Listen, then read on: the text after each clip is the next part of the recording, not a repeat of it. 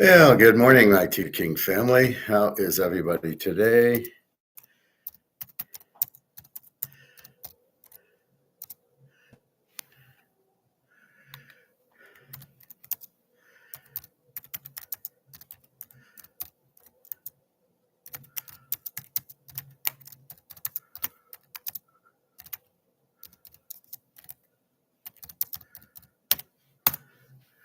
Okay, what's going on? We got basketball, college, we got pros.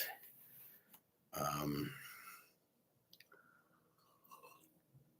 Starting to hit some games tomorrow. I will start doing pros and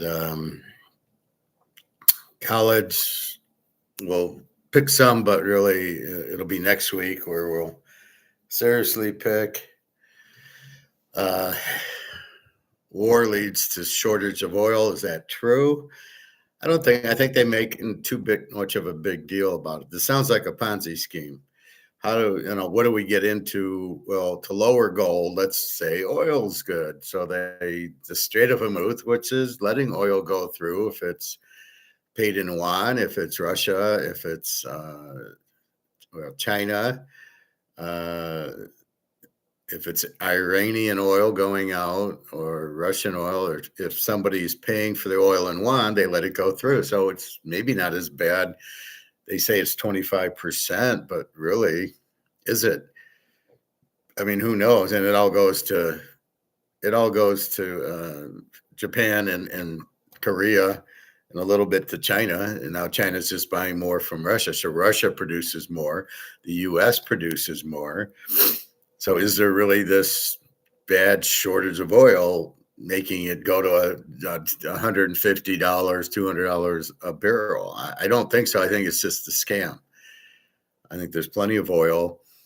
It's an excuse to raise the oil prices up so that banks can make money buying oil.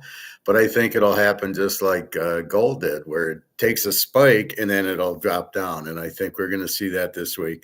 The whole week it went up, okay, and the whole week gold went down, which is a joke. And again, the only reason in COMEX that the gold price goes down is so they can buy it. One is to get out of their options that they were so stupid to short, but two, it's so they can buy gold and silver much cheaper. And I think that's the real reason of this bullshit war and this bullshit oil prices going up. There's no supply shortage of oil. There's plenty of oil. So to say like it can't go through the Straits of Hormuz, and oh my God, 80% of oil is now depleted. There's no supply. Is bullshit. There's plenty of oil. The U.S. just opens their tanks. Russia opens their tanks. Iran still flows and still sends it to, Japan, China, Korea, Vietnam. All those countries are still going to get it. And for the others, they can just simply go around the other side of Africa. This is being stopped mostly by the insurance companies because they won't insure the tanker if it's going to get blown up. Is it going to get blown up? I don't know. It's the bluff, right? It's Tom DeWan saying I'm betting $50,000 and he's got no hand, but you don't know, so that's the bluff. So I think this is a big bluff if I'm a poker player, and I am. Let me get my coffee. Just 1 second.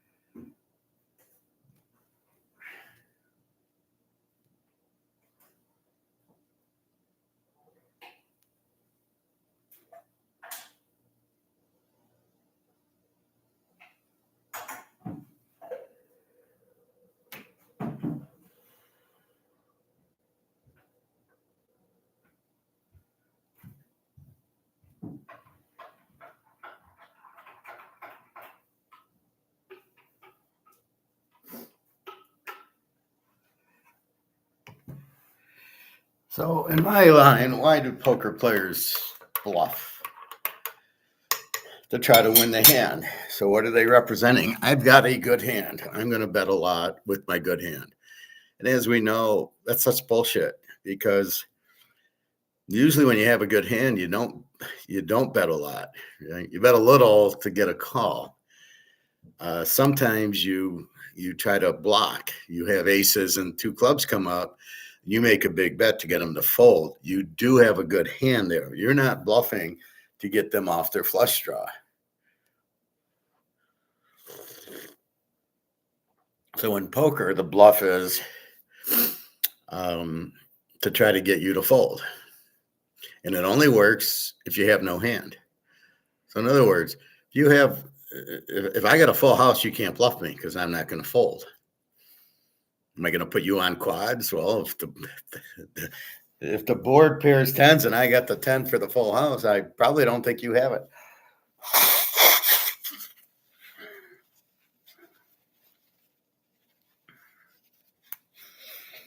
I just went to the grocery store before prices went up, and I found quite a few sales. My avocados were $1 a piece. They're usually $2. The peppers were $1.50. They're usually $1.75.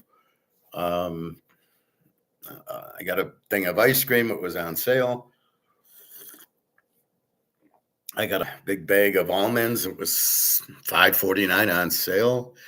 I don't think I paid full price for anything. I got a broccoli was $2.99. Okay. And like a shitload of avocados. My pita breads, I ran out, so I got 2 of them. That was it. I mean, I got my French dressings, my Kens. They were on sale for $2.99. So everything I bought was on sale. So I don't get it. I mean, the inflation. Well, we'll get to everything. I'm getting out of line here. John, see, college basketball is crazy. Is it crazy, or is it just pathetic? There's just no good players, or the coaches suck. We will see. I did hit Michigan State, Houston under, Texas. I don't think it is pretty normal. If anything's the NBA is a little more crazy. Anyway, so I'm all over the place. So let's settle down. So the oil going up. Why does the gold go down? Because the oil goes up. Shouldn't. Now gold will go up. I will bet you this week that gold goes up. All right, it went down every day last week. My gut instinct is, okay, here it goes up now. Okay, you went down. But at the end of the day, the people know what gold and silver are, and they're buying it. Shit, they're buying fistloads of gold. Why would they not buy gold? That's what I like about Clint Eastwood. He was in the gold, a fistful of gold, a few dollars more. The Kelly's Heroes. He had like 4 or 5 gold movies. My kind of guy. He's a guy who understands gold. So anyway, and of course, Money Heist, our favorite show. So is oil really that short because of the Strait of Hormuz? No, that's their telling point. Look at me. I've got look at the supply of oil is gone. It's going to go up. And I think it's gone up. I think they made their money, and the way these guys are now, it's profit taking time. And let's get into gold, because gold's way, way low. Gold didn't accidentally go to 5,500, and silver didn't accidentally go to 120. Now you got silver at 68 and gold at 4,500. And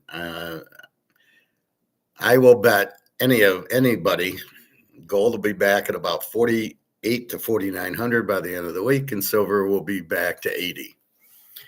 That's just what happened. Now it's low. Nothing's changed. The supply is incredibly low. The demand is huge. All they did was find, I'm eating chocolate cake, and now I'm going to eat chocolate ice cream.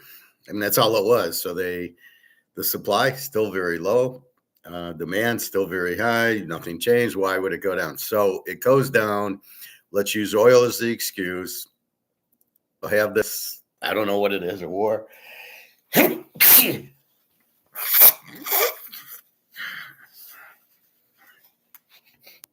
very warm out today, actually.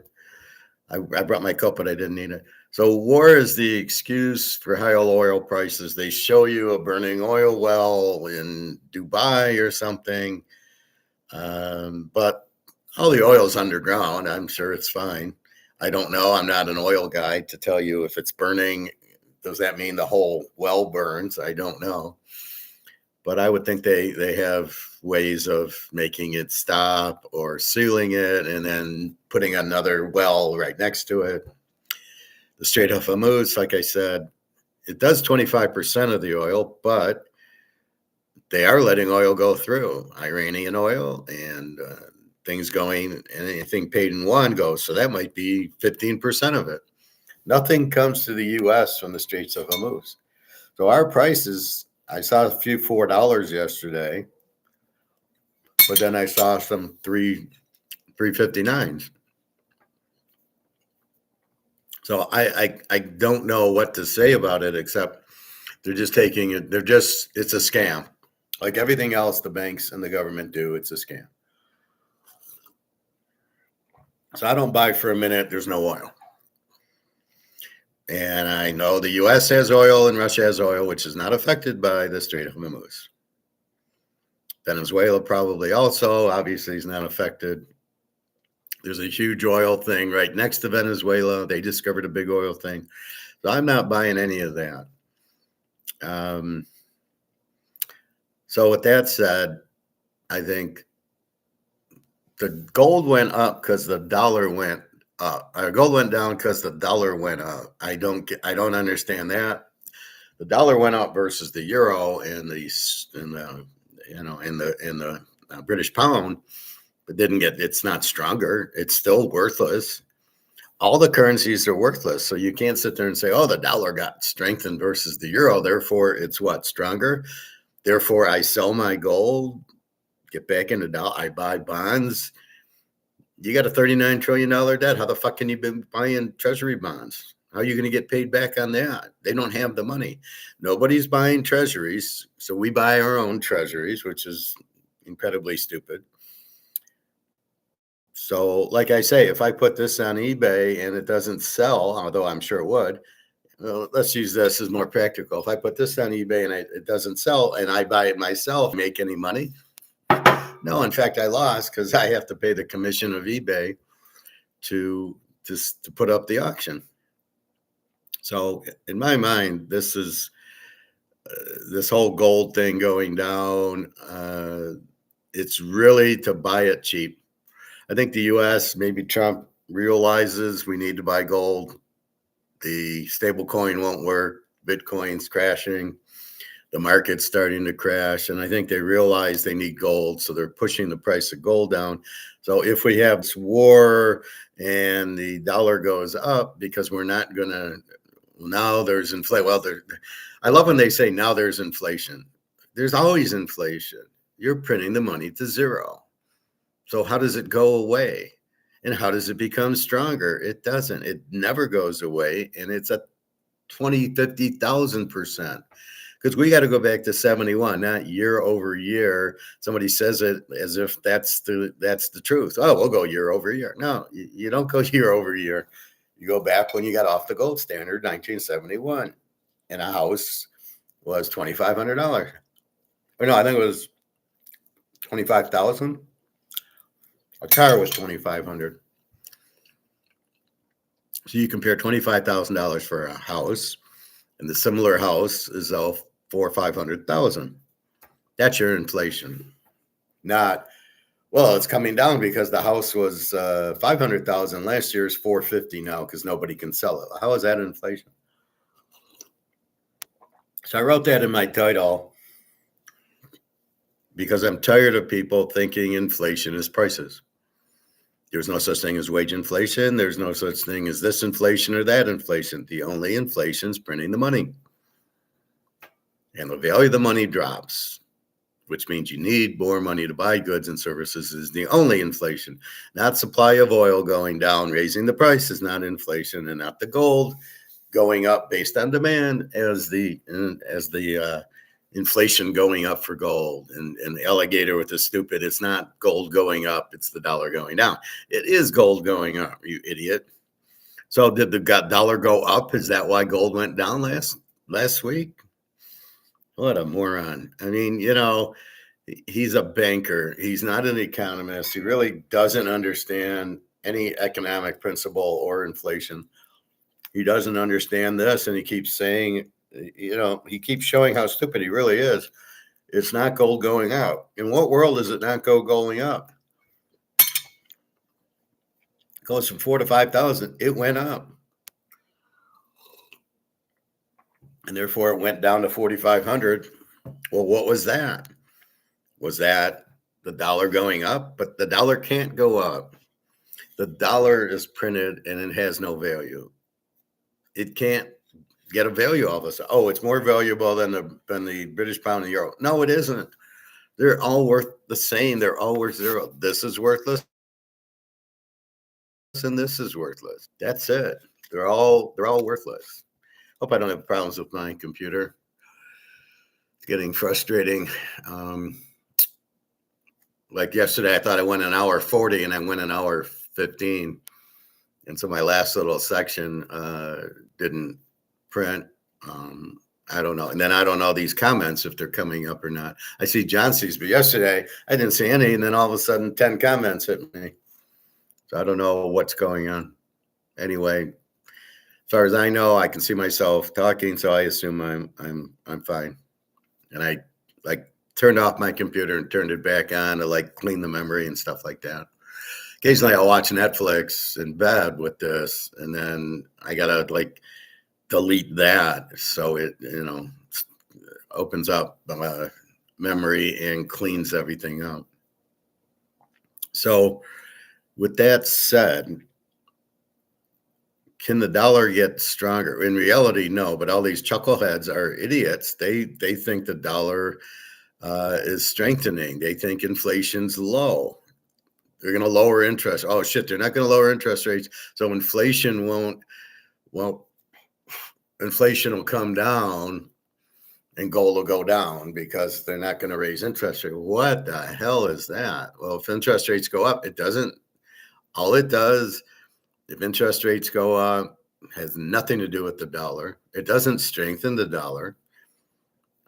It makes it so you go into bonds instead of stocks, but interest rate could be 10% or 20%. Doesn't affect inflation. Does it affect prices? Well, things actually get more expensive with a higher interest rate. So I guess that slows down prices, but it doesn't really do anything with inflation. You can't do anything with inflation but get back the dollar by gold. That's the only way you can stop inflation. You can't stop it with raising interest rates. Whoever thought that was there? Look what they did with Volcker in 1980, right? He raised rates to 20%. What did that do? Caused the crash in 1987. It didn't fix anything. It didn't lower inflation because you didn't measure inflation properly. Inflation is money printing, period. It destroys the value of your dollar, period.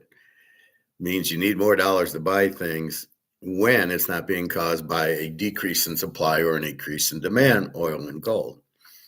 So this whole thing is just the stupidest thing I've ever heard of. There's absolutely no basis to, I'll raise interest rates to lower inflation. It's ridiculous. So I don't know where these people get that from. But it sounds good. Let's do inflation year over year on prices. Yeah, that sounds good, but it's not real. It's like AI. You got to go on fourth down. 4th and 2, you should go for it. If you're down 14 and you get a touchdown, you should go for 2 on the first one. And then if you miss, I saw a team that was down 9 go for 2 instead of go for 1, and they missed. And the game was over because you can only get 8 points. They didn't kick the extra point. The coach probably thought he was down 8, not 9, and went for 2. But how do you go for two? Because again, if you miss, there is missing the fourth and twos and the 2-point conversions all the time. You miss them. So again, it's these stories they give you that are wrong, but nobody checks them because everybody's idiots. I mean, I started a movie yesterday and then boom, 6 commercials. I was like, I'm not in the mood for 5 minutes of movie and then the commercials. Then I turned on um, some movie on Pluto. I can't remember what it was.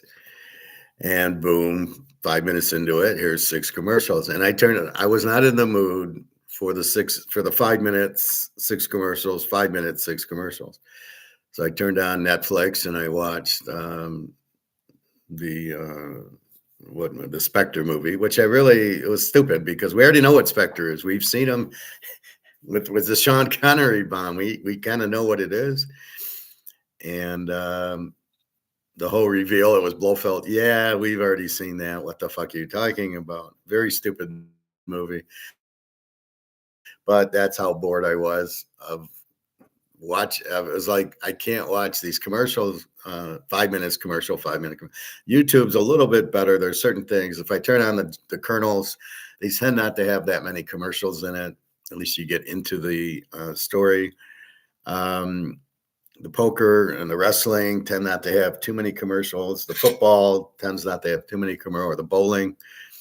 I'll see a Mark Roth, Marshall Holman. I'll stop to watch that.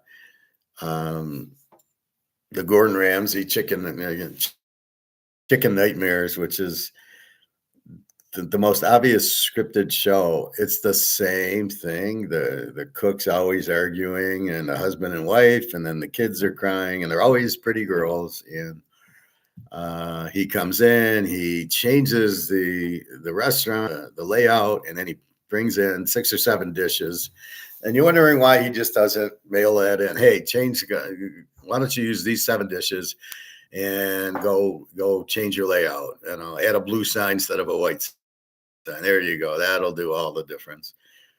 And what I get out of it is none of these people should have bought a restaurant. It's the same thing with the people in stocks and with bonds and with real estate trust and Bitcoin. Nobody should be buying them, but they're idiots. So instead of going to Gordon Ramsay for your restaurant, who do you go to for your stocks and your real estate trust and your Bitcoin? Who do you go to ask questions on that? Your financial planner, who's dumber. At least Gordon Ramsay is a Michelin chef, but these financial planners are idiots. Well, he works for JP Morgan and Chase. Oh, well, then it's obviously a scam. Why would you listen to those guys? They are going to keep you into the stocks and the bonds and in the bank. Alice, I'm fine. How are you today? We will see gold go up this week because I can feel it. I feel the bullshit. Nothing's changed. Supply is low, and we'll see it go up. But I'm fine, thank you. So that's the thing with Gordon Ramsay is you can go to Gordon and you can kind of trust them and you can see them. You can't do it with a financial planner because they're all idiots. They're all Keynesians. They all are making their commission on selling you stocks and bonds and real estate trust, maybe annuities, keeping you in the paper, keeping you on the Titanic, not telling you. So in our Titanic thing, the boat hits the iceberg, sinking. If you go to your financial planner, he's going to say, well, go to the 3rd deck. Try the 4th deck. You're higher up off the water. But stay in the boat, not a problem. And you come to me and I say, get in the fucking lifeboat. You better get in your gold and silver lifeboat or you're going to drown. But he won't tell you that. He'll tell you, no, stay on the boat. Everything's fine. And that's what they're doing now. They stay in stocks, stay in bonds, stay in real estate trusts, annuities, ETFs, Bitcoin, stay in all that. And then when it sinks, but I'll get commission because you stay in it. And if you come to me, I'm going to say, get into the gold and silver lifeboats because I don't get commission on keeping you drowning. I'm trying to save your life.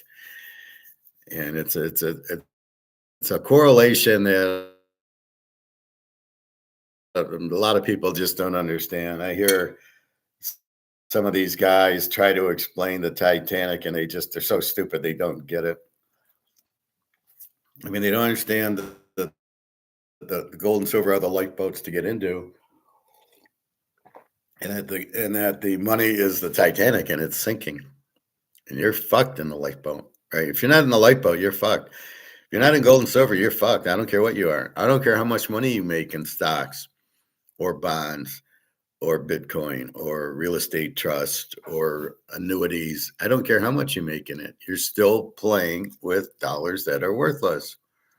So even if you make a million of this, it's not worth anything. You've made zero. Therefore, who cares if you make a million?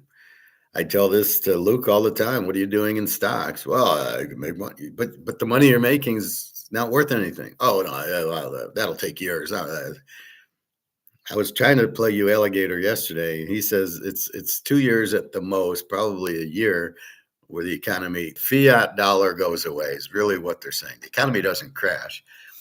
The fiat crashes, and we need a new currency backed by gold and silver, or it'll crash. And uh, we'll all be using silver to go to the farmers and buy our food. And what'll happen to rent and electricity? Don't know. I don't know what how are they going to pay? How do you pay for electricity when the dollar's worthless? I can barter silver, but what am I going to tell Consumers Energy or DTE? So it becomes an issue. So they need money, or all these businesses collapse, and they don't want to, as bad as the government is, they don't really want to be, hey, it's your fault, Trump.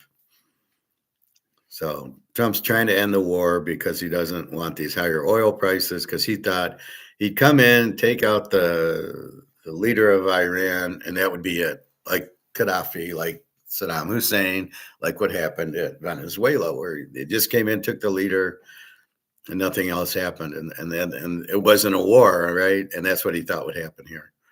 So you fucked up. Now you got to get the hell out and stop listening to Israel, or have your own guys kill Netanyahu. I mean, if that's the problem, you're being blackmailed because of these Epstein problems, well, then just kill them. You've killed worse.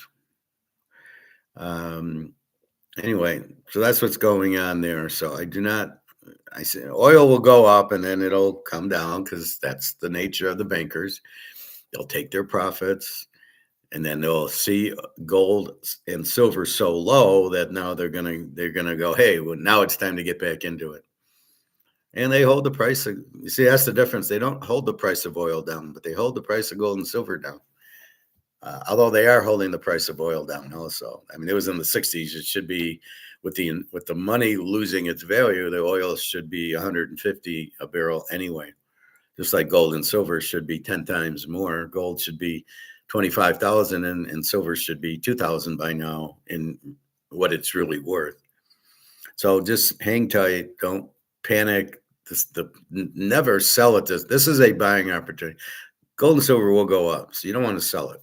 You sell it, then you really got problem. Then you're fucked, because what do you get? You get dollars back for it. So if I sell my silver, I get this. And unless I plan on using that right away, I'm fucked, because now I don't have gold and silver, and now I got a bunch of dollar that's worthless. We know it's worthless, but they don't want to tell us that. All right. So the money printing leads to oversupply of dollars, yen, yuan, British pounds, euros, Swiss francs. Every currency in the world is overprinted. So the supply went way up, which means the value or the price goes down.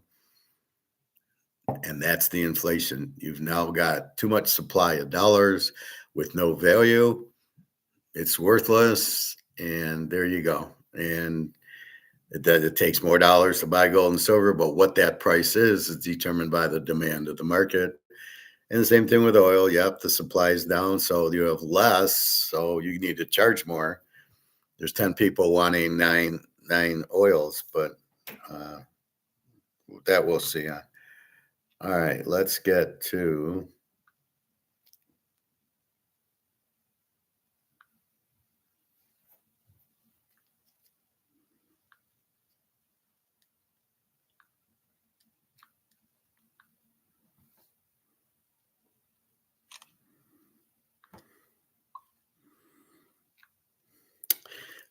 basketball.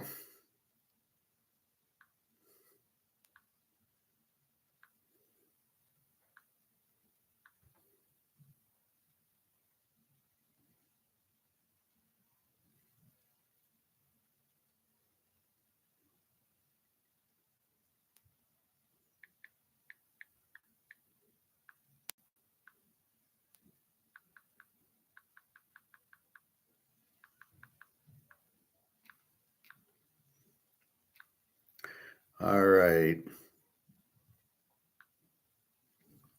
Let's look at college basketball first. So let's look at what happened yesterday. Michigan 95-72. I had the over in the game and it got to 167. Michigan State, Louisville. I had Michigan State laying 5.5. They win by 8. So that worked. Duke 81-58 over TCU. I believe I played TCU there. It did stay under 141. It was 139. Houston 88-57 played the game under. They get to 145. The over under on the game was 143.5. A late bucket, but Houston's defense was there as I thought. So we might have to play Houston as opposed to the under.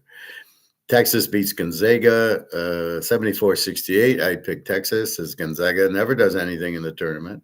I don't know why they're always like the 3 seed. They beat a bunch of nobody. They beat a bunch of high school teams, and they give them a 3 seed. And then they play a Texas team, and they lose. And you're like, why would they a 3 seed? Illinois 76, Virginia Commonwealth 55. I had Illinois there. That game stayed under 131. Total was 151, so they were fucked up that one. I love when people say, oh, Vegas always nails the line. Yeah, and no, it doesn't. Nebraska 74, Vandy 72. I like Nebraska there as the dog. Getting 2.5. Also an under 146.5. It was 146. I know, is it fixed or not? I don't think so. It's 74-72. Hard to fix that. And their last game, Arkansas 94, High Point 88. We don't know who High Point is. We bet the game over 167, and it was a 182. So we hit the over. So I'm getting fairly good at the over-unders and fairly good at identifying who's who without knowing any of the players. I don't need the players because I can see what happened. All right. Today, Miami goes to Purdue. Purdue 7.5, 147.5. I'm going to take Purdue, lay the 7.5. Basing it on they beat Michigan to win the Big Ten title. Purdue's playing well. Miami, Ruben Bain's not playing, so I don't care. So I'm going to go Purdue and lay the 7.5. Iowa State, Kentucky. Now, Iowa State is Joshua Jefferson, probably related to Jordan Jefferson. Of the Vikings, unlikely to play. He's not out. How good are Iowa State's replacements and how good's Kentucky? I hear Kentucky's got a lot of problems. The guys don't want to go play. The coach will say, "You're in the game, Johnny," and he nah, I'm fine. I'm going to sit on the bench. So a lot of problems with these attitudes now. John C. St. John's is playing good. Okay. So normally I would take Iowa State here over under 146, but your star players out. Kentucky, Iowa State, pretty good deal. I'm going to go under 146.5. I would take Iowa State here, but with their player being hurt now, he probably will play. He's got an ankle injury, so he can probably try to play under control, but just to have the star out there. It's like Willis Reed. He didn't play in that game with the hamstring, right? And he came out, he played like a minute and then he went back on the bench. But the crowd got into it. St. John's in Kansas. John C says St. John's. St. John's is favored by 3.5, 143.5. Kansas, I have no idea. They're a 4 seed. They're usually like a top 5 team, but not this year. St. John's, I have no idea. 3.5. I honestly don't know. I don't know anything about either of these teams. I'm going to let this one go. Tennessee, Virginia. Tennessee, 1.5, 137.5. I think this is an over. I'm going to go over 137.5 in this game. Virginia, I heard, is more of an offensive team. Tennessee, with Joey Aguilar, they like to put up points. Iowa, Florida. Florida, 10.5, 145.5. I don't know what Florida is. Iowa, pretty good defense. I'm going to go under in this game with Iowa, 145. Utah State, Arizona. Arizona, 11.5. In this game, I'm going over 154. Hard to take Utah State. I know I'm in football, but not basketball. Arizona, I have no idea. Is Mike Bibby still playing for Arizona? So 11.5, 150. Yeah, I'll go over here. And UCLA, Connecticut, 4.5, 135. UCLA, is Kareem still playing, or Bill Walton? Yeah, I don't know. That I'll have to pass on. And then Texas Tech, Alabama, good football game. Texas Tech would win with that defense. Texas Tech, 1.5, 164.5. Wow. I'll take Texas Tech here. Who knows? Any games on TV? CBS has the Kansas game at 5. So CBS looks like they're doing the early games. So they do Miami, Purdue, Kentucky, Iowa State, and St. John's, Kansas. I really have no thought of watching any of those. And then TNT and TBS handle, and then there's 5 games at night because they don't want to compete with CBS. Really stupid. But again, we don't know enough about a lot of these teams to really make a lot of things. All right, let's go to the NBA, where we're starting to get pretty decent at it.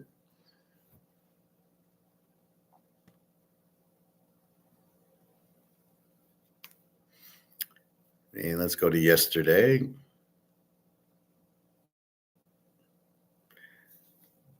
I know I nailed a few games. Oklahoma against Washington, I had it over 243. The over was 231 because I know Washington doesn't have a defense. Oklahoma can score. They got the wishbone. And then I've got the Washington figuring they're going to score in the fourth quarter when Oklahoma's up 30 points. And they did cover. Washington won with 21.5. They lost by 21. That might be a fix.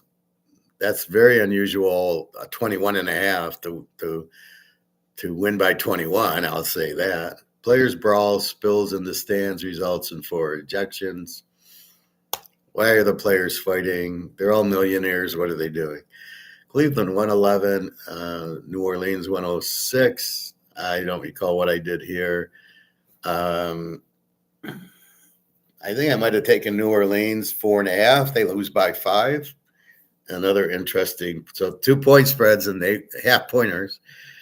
The Lakers 105, Orlando 104. I took the Lakers as the dog in this game, getting 2.5, and they win 105-104. Total of 234. It was only a 209. So I'm seeing more unders, probably some more back-to-backs. Memphis against Charlotte. Charlotte wins 124-101. Charlotte laying 18.5. I wouldn't have laid 18.5. And I didn't think Memphis was that bad. So that's a surprise. They win by 23. The total of 232, they played a 225 game. I don't know. Atlanta, I did play over Golden State, again, without Steph Curry.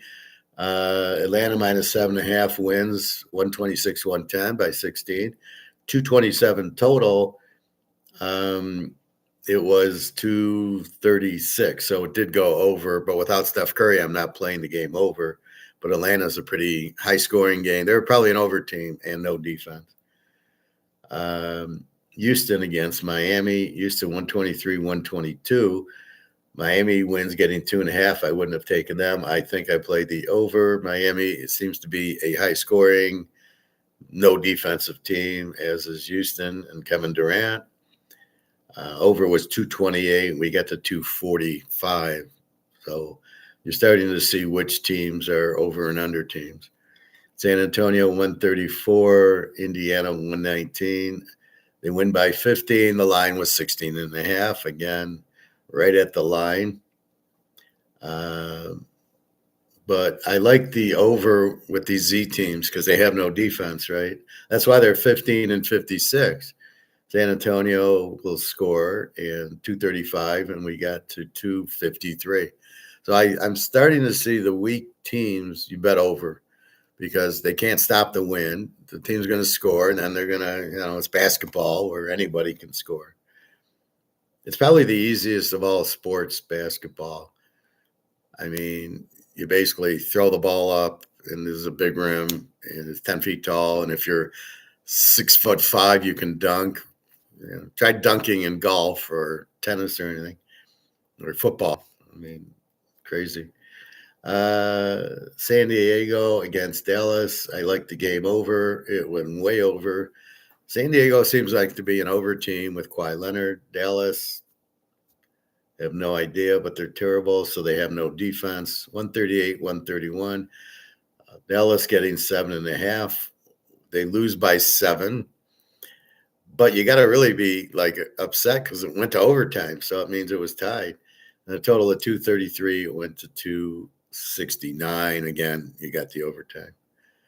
The Jazz and the Sixers. The Sixers win 126, 116. Philly laying 5.5, 228 over. I think I played Utah as the home dog here. Surprise Philly won by 10. I think I was looking at the score as I was watching, just checking the scores, and I thought Utah was up a lot. So surprised by this final. Seems like in that fourth quarter, there's a lot of scoring that goes on. In Milwaukee and Phoenix, I played the game under, and it won. Milwaukee without Giallopoulos and whatever his name is, wins 108, 105. Milwaukee getting 11.5. I wouldn't have played Arizona minus 11.5. And under 218, it was 213. I would have played it under if Antelope isn't playing. I looked at Arizona's box score. They had nobody. They have nobody on the team. It's a bunch of guys who get 30 minutes and score 15 points. There's no star. So that is basketball yesterday. Not a lot of games. But now what you try to get out of it, who's playing back-to-back? That's why I do that. Portland and Denver, I don't think they played yesterday. They played the other day. God, there's no games.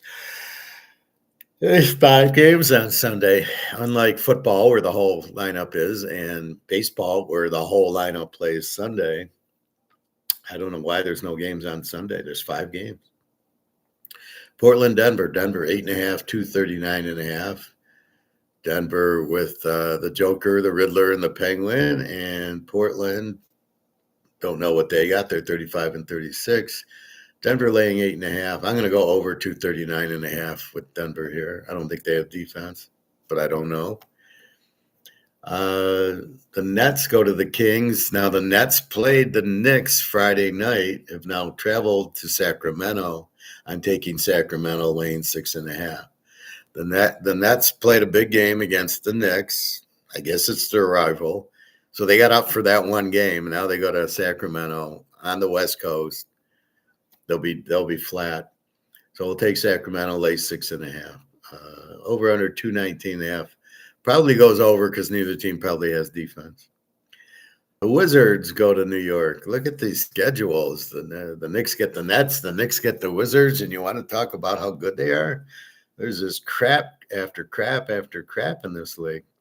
How do you have a team that wins 16 games and loses 54? This professional team? How stupid is the GM? You can't just watch the college basketball tournament. Oh, there's a guy on St. John. Yeah, I'll draft him. And there's a guy on the Brooklyn Academy. And there's a guy on Kentucky and a guy on Kansas and Notre Dame. Did they cry because Notre Dame's not in this tournament? Because usually that's what happens when Notre Dame doesn't make a tournament. They all cry about it.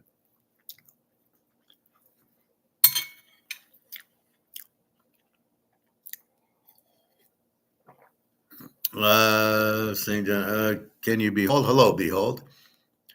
The King Julius Caesar. Yes, I want to have a empire. Good morning, behold. How are you today? So, the Wizards go to the Knicks. The Knicks are laying 19 and a half, 226. Washington can't play defense. I think this game goes way over. I don't really want to lay 20. They win by 18, right?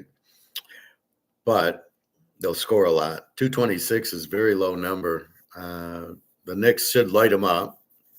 They really should win by 40, but you know how they'll go to the bench. So I like the over in this game. The Knicks 226. Boston plays Minnesota. Boston 10.5, 221. This is the Notre Dame line. Again, because it's Boston or because it's the Lakers, the spread gets jumped up a little bit, or Oklahoma now. So Boston 10.5, Minnesota. I kind of like, I don't know, Minnesota with Anthony Davis on it. There actually isn't Anthony Davis. So I think it's Anthony Edwards, but I like the USC tailback Anthony Davis. So I refer to that. I don't know. It's tough taking Boston minus 10.5. I'm going to take Minnesota and 10.5. Now, you know what? I'm going to go. I want to go over. That's my gut instinct. I'm going to play it. And Toronto goes to Arizona. And Toronto's favorite. I was going to take Toronto, but they're the fucking favorites. 2.5. Total of 219. I'm going to play the game over. 219.5, just because I think they'll be scoring. I have no real reason for that. The best is take the Knicks over and take. Actually, my strongest play today is going to be the Kings, because Brooklyn played the Knicks. Going to be flat, and they had to fly out the West Coast, and that's a killer. And then they go play, even though it's Sacramento. Sacramento wins once in a while. They got 18 wins. I mean, it's sad. They if there was a good college team, I would say they couldn't beat the good college team.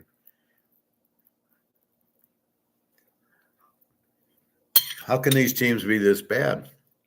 How can you miss on all your draft picks and keep the GM and keep the coach? Oh, they're tanking for what? What crap is there that to tank for? There's no such thing as tanking. There's one guy on the radio, the censorship guy, likes to talk about tanking. 15 teams are tanking. The guy's out of his fucking mind. Nobody tanks. You just don't have players. When you look in the box score, there's nobody on the team. We'll check the box score of the Nets and the Kings tomorrow. And I will show you there isn't one NBA player on either team. They're not tanking. They just don't know how to draft. Now, do they not want to pay their players because they make the money on the TV? Is it like football where the basketball makes the money? It gets split, with NBC having all these games and these other, I don't know. But it's just bad players. You have 30 teams. You don't have 30 good players for the 30 teams. That's your problem. You have 2 or 3 scorers that score 30 points. That's it. And the rest of them are in the 20s. So maybe you have 15 players that score more than 22 points. You got 30 teams. Oh, I guess we have a lot of shit players in the league. But I don't call it tanking. What is tanking? You're telling the players don't try? That's bullshit. You're not playing the stars? That's bullshit. LeBron sits out on his own, but they're not. They got 40 wins. They're not tanking. The Lakers are off today. So if Harden and Durant want to sit out, they're just little fucking babies. They're not professionals. A professional who loves what he does would never sit out. I don't sit out when I go to work. I don't, I go on a vacation, but I don't just take a day off. Do you see me take a day off here? I don't even get paid for this, right? Except for football. Do you see me take a day off? No, because I enjoy it and I want to teach. And that's why I'm here every day. And so I don't understand when the NBA player sits there and he takes a day off, whatever the fuck you want to call it, and then you want to say they're tanking. They're not tanking. Did the Raiders tank when Max Crosby sat out the last two games? No, because apparently he had a knee injury and he's still injured.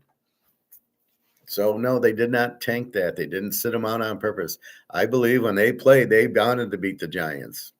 They were just so badly coached and so badly. Well, not the coach. I like Coach Pete, but they had so bad players that they just lost. I believe they played Gentry and Brock Bowers was injured. Well, okay, that happens. Doesn't mean they were tanking. But Max Crosby, as we can see, was actually injured because he's still actually injured. Didn't pass the physical with Baltimore. I think Baltimore made the right decision by not signing Crosby and getting Hutchinson from Cincinnati. I thought that was a wise move because they didn't have to give up 2 first-round picks. They're exactly the same player. Not that they'll win. They still have Lamar. You still have shit. You can change the color of the shit from white to red. You still have shit. Like the Bears, they still got Caleb. They still got shit. Fields, all these shit quarterbacks. Jalen Hurts, look how bad he was last year. All he can do is the push tush, which is the stupidest play I've ever seen. I mean, because you basically are saying what you're doing instead of maybe a play action like Lombardi used to do. 3rd and 1, it was a play action pass, and they throw for touchdowns. Well, you can't do that when you got a quarterback there and you got 2 linemen and behind them pushing them for a first down. What the hell is that?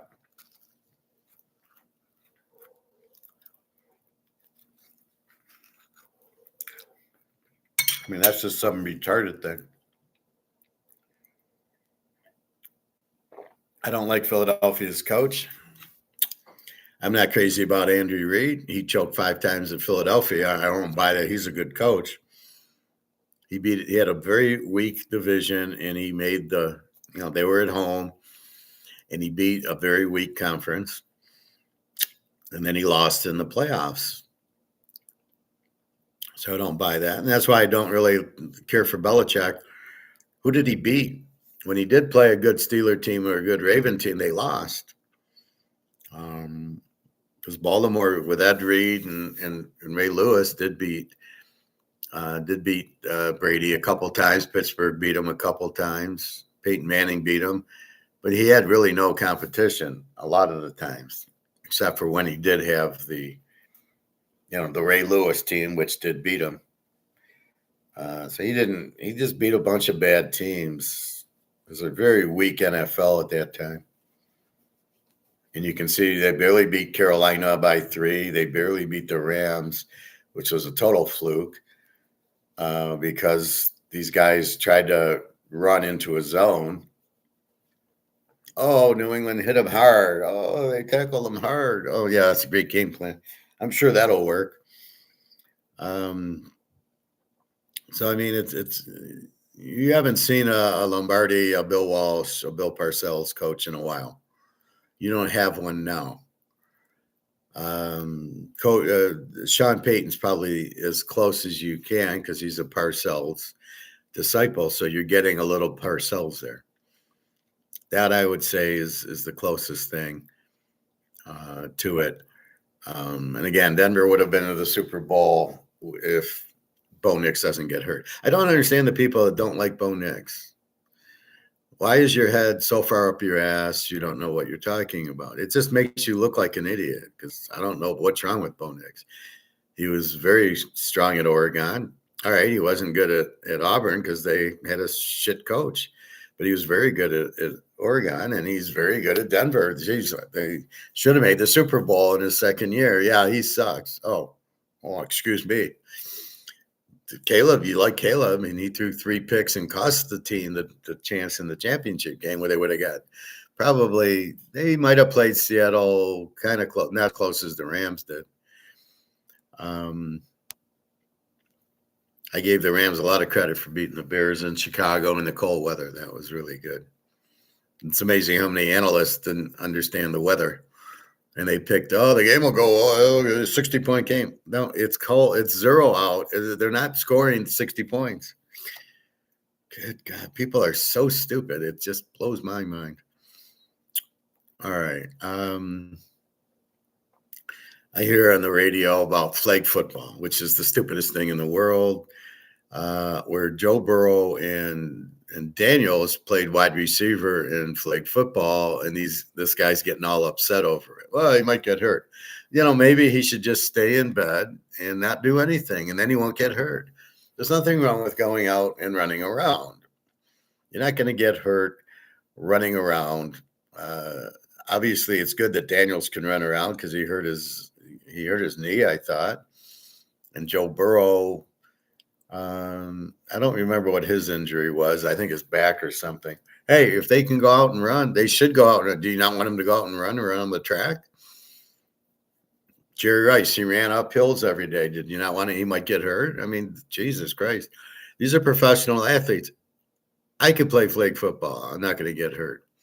It's the stupidest sport, and I don't know why it's in the Olympics, and I don't know why these, just go out and catch the ball, Joe. Go run out and run patterns with Daniels and then throw the ball to Daniels and do that. But, you're not going to get hurt in flag football. There's no tackling. There's no big issues. I'm fine with it. Like the guy's worried, they might get hurt. Well, if that's how you're playing, then they should all go to the grocery store and none of them should play because they might get hurt. It's just so stupid. Anyway, back to the tanking. There is no such thing.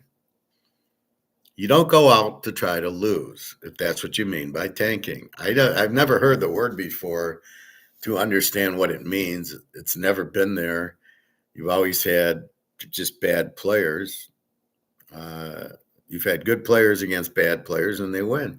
And the bad players lose because they're bad, because you don't have good. It's like Lombardi went to the Packers in 1959, and he says, well, yeah, I know why you're losing, because you guys suck. And Chuck Noll did the same thing at the Steelers. Well, a lot of you guys are going to go. You're not good. And they would cut half the team. So were they tanking in 1969 before Chuck Noll got there when he was losing to the Jets? No. They just had bad players. The Packers had bad players. Actually, they had pretty good players. They had Nitschke and Bart Starr and Paul Hornung, and and they won 5 games, and you're like, it was bad coaching, not tanking. That's like saying the Packers tanked in 59. No, they didn't. 58, 59. No, 58. And then when Lombardi gets there, they go like 8-4, and then they go to the championship game in 1960. He moved 100 players around. Starr said he would have tryouts on a Tuesday for secondary. See, he didn't have good players. He got good players. That's the coach. Now, do coaches do that? No, the coaches suck. So I think your first problem is you have bad coaches. Your second problem is you have bad players. The coaches don't know how to find good players, or there just aren't good players to find. Again, you have 30 teams. You are not with 30 teams finding 30 quarterbacks. Right? You don't have 30 quarterbacks.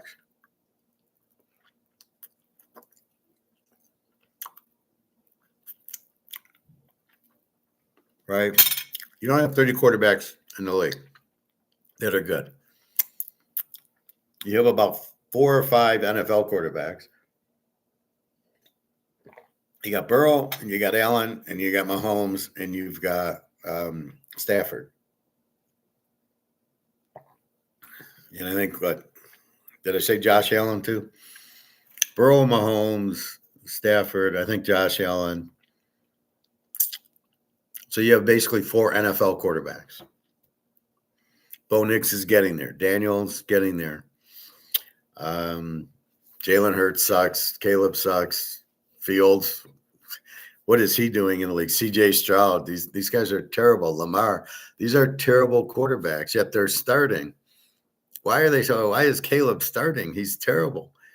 Well, and then you want to say how good and you rank the quarterbacks, and they stink. You have 4 NFL quarterbacks, and the rest are terrible. So it really makes no sense. And then, Jared Goff, he's in the top 20. Big fucking deal. You have 4 NFL quarterbacks, and he's not one of them. He's not close to one of them. So that's really what the problem is. You do not really have enough good players for 32 teams, right? And that's why you got some that play defense. Now, is there enough defensive players? Maybe. Is there enough offensive linemen? Apparently not. I don't know how hard it is to play offensive line. But you keep moving the players in and out. You've got to get new. You've got to keep looking at free agents to see if they're any good. And you got to go. Lombardi went through 100. Chuck Noll went through 100 guys. Now, they did draft excellent. Joe Green, although Terry Bradshaw was a terrible draft pick, he was terrible. He wanted to run. He was the ultimate. He was like Lamar. He wanted to run more than throw. And until Swan and Stallworth got there, he sucked.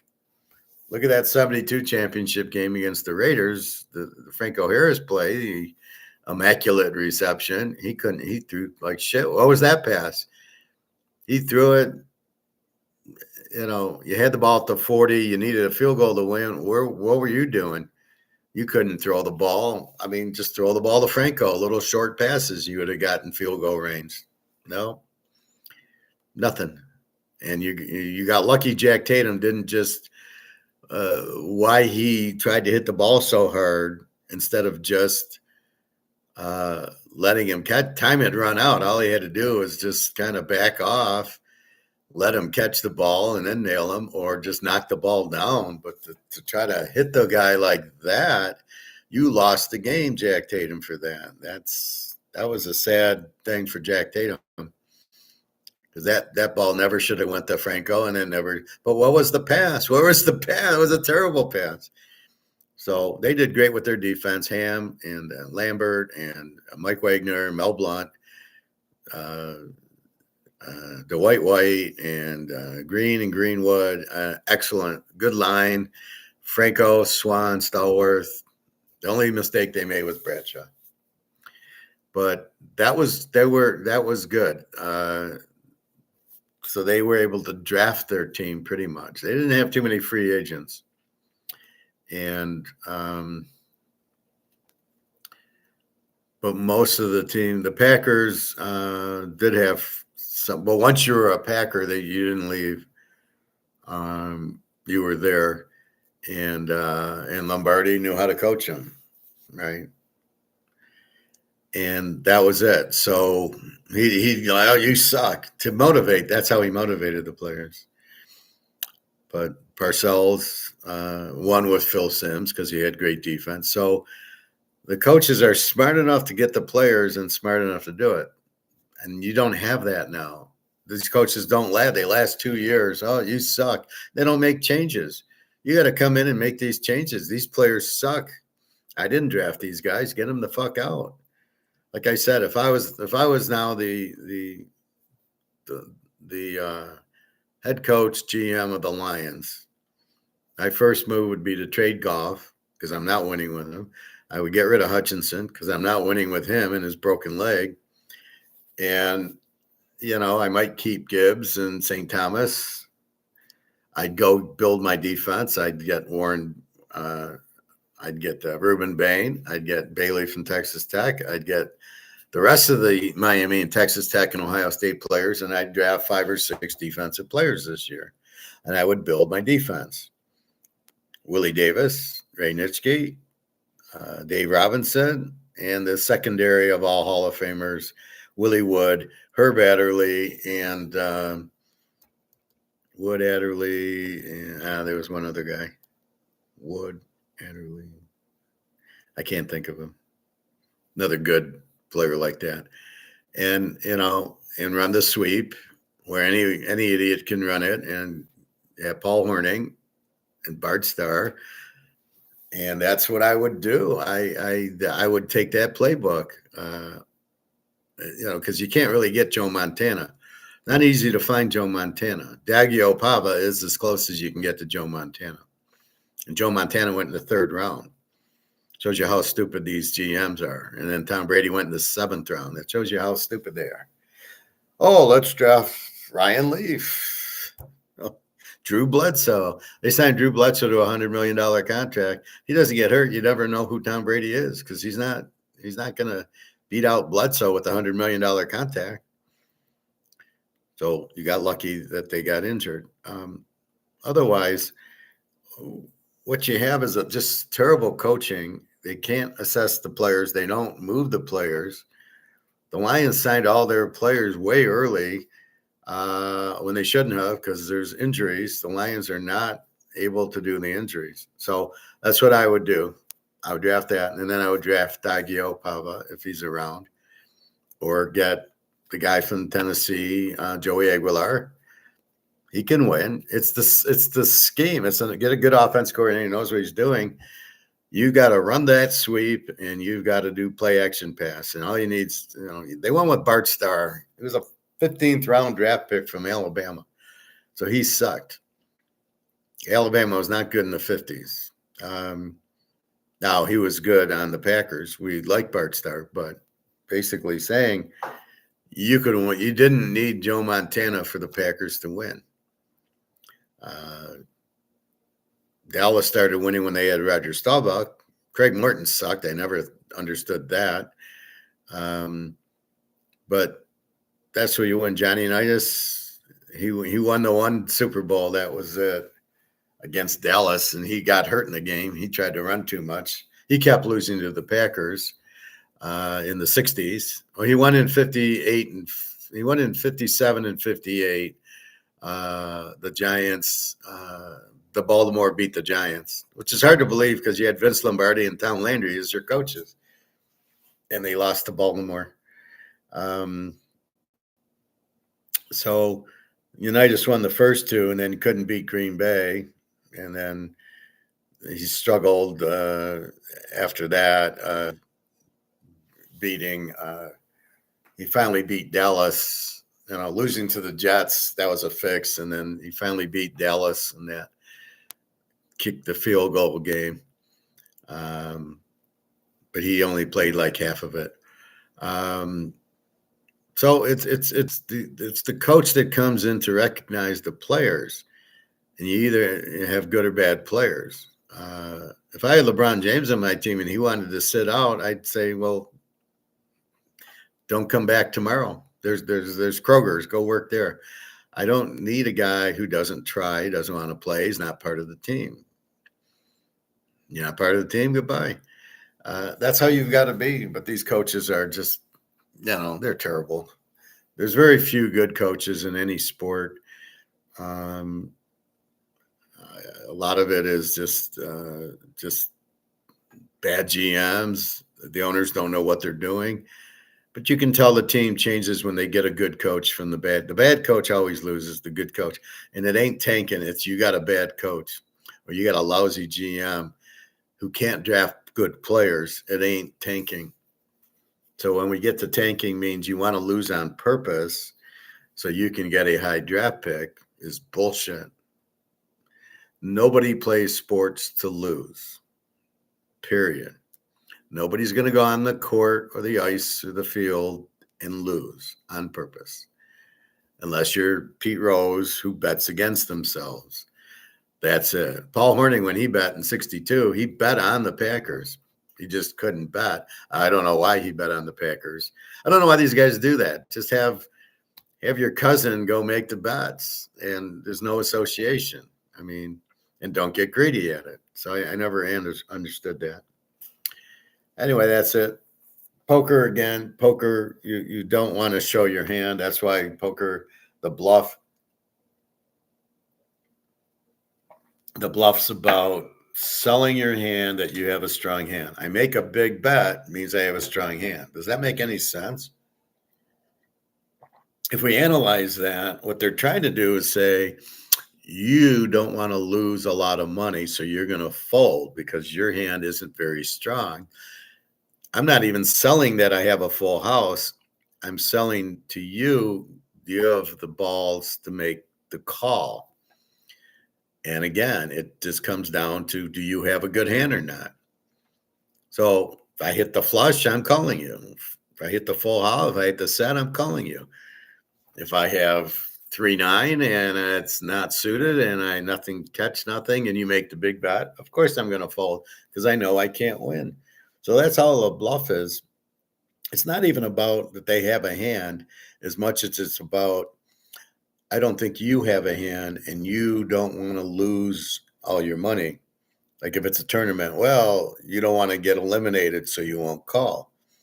So they probably have been watching you and seeing that when you play, you fold to the big bet. That's when they do it, but they're not showing you the whole script.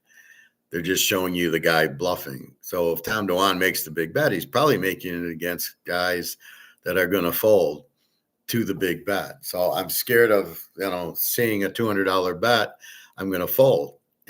Unless I got the nuts or I got a flush or, I hit a set, then I'll probably go out. But otherwise, it really doesn't mean I have a strong hand. It just means I think you're afraid to call because you don't want to lose. You're afraid to lose. You have a fear of losing.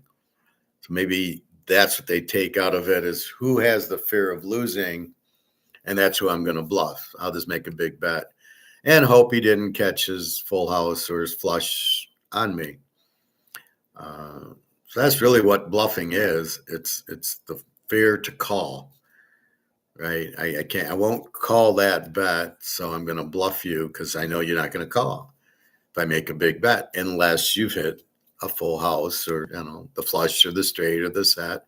So if you just have an average card, you got a pair of nines, you're not going to call me, especially if there's an ace king on board. So those are good bluffing cards. Oh, an ace hit and you got a pair of nines. I'm going to make a big bet showing I got aces, you got nines. You'll probably fold. So that's what poker is. That's what a lot of things are, bluffing and everything. All right, let's go back to our Egon video that we were watching yesterday. Or no, it was Alligator.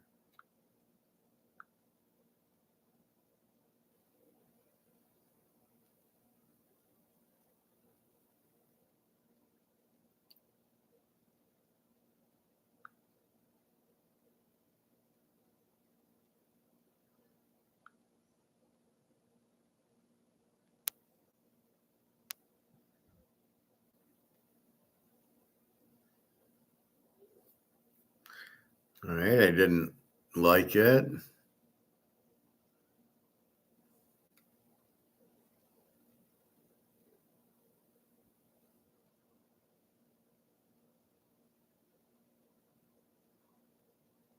I was watching the 69 World Series in the 40 minutes, and basically the Miracle Mets had Tom Seaver and Jerry Koosman. They had some other nobody. And then in the third game, the nobody's pitching. And then in the fifth inning, they bring in Nolan Ryan. He didn't even start Nolan Ryan. He brings him in, and that was it. So basically, in that series, Baltimore didn't hit. They scored one run in most of the games. Those big catches in the outfield were nothing. You thought, oh, it's the greatest catch. And then I watched them, and I'm like, I would have caught those. I mean, there was a the guy ran in and he made a diving catch, which I do all the time, backhand, and then the Swoboda catch where he dives for it. I've done that many times, so I didn't think they were really that good. Let's see.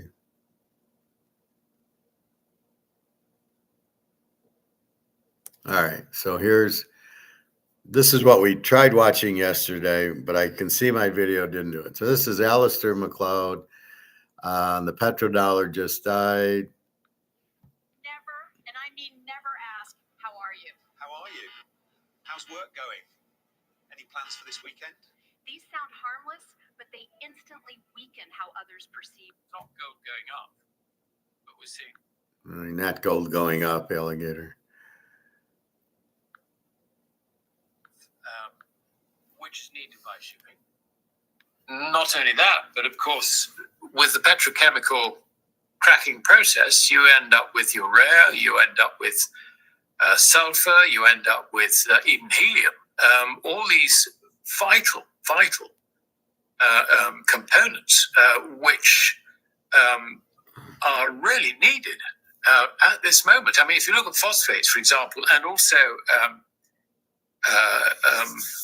what do you call it? The sort of, if you like, the stuff, phosphates and things like that, which you need for agriculture. This is the growing season. We need it now, and roughly a third of the world's production of it effectively has been shut off. What's that going to do to food prices later on this year? Intensive farming methods. I just had the stool knocked out from under them, I've been reading about helium today. A few people have started commenting about that. It's needed for all sorts of very, very important, vital things. And the problem with helium is that it sort of disappears very, very quickly, being the second lightest gas of the lot.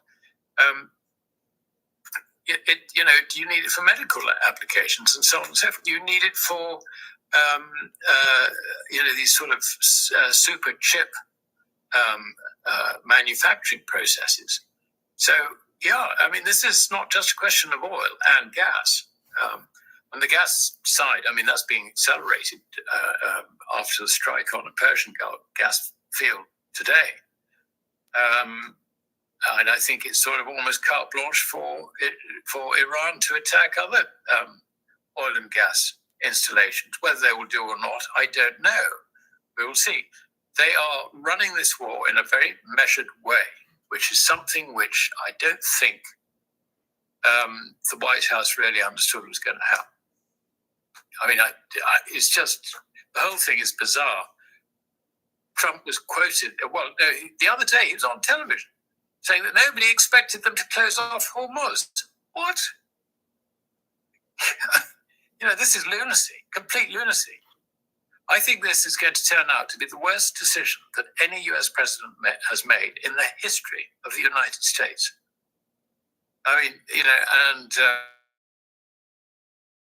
Of course, everybody terms in, it's November, I think, isn't it, Christian?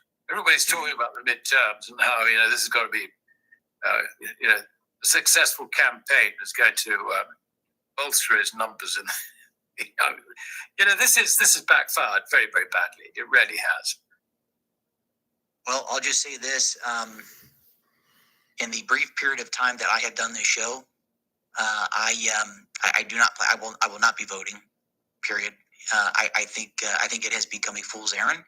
And I think a lot of people that subscribe to, call it MAGA, etc., feel, I'm borrowing the words from a friend, they feel they have the rug pulled from under them. And I think it's clear that this is theater. I think this person, Trump, is basically an actor to play a part. And a lot of people are going to die. And I'm hearing that a lot. It sounds terrible for me to say, that Iran has the upper hand. And I'm hearing there's a lot of casualties that are not being conveyed or communicated through Western channels. Yeah. Well, this is what I mean. Propaganda. We're trying to sort of walk our way through the propaganda and find out what actually is happening. It takes a bit of effort because nobody's telling the truth. I mean, they really are not. I mean, I don't know that I would believe the Iranian propaganda as well, but all I would say is that the propaganda that we're getting out of our governments, and it's not just your government, it's also the European governments as well, particularly the British government, is very much at odds with what geopolitical analysts, specialists, who have good intelligence links as well, are saying. I mean, and you've got people like Pepe Escobar, Alistair Crook, and so on.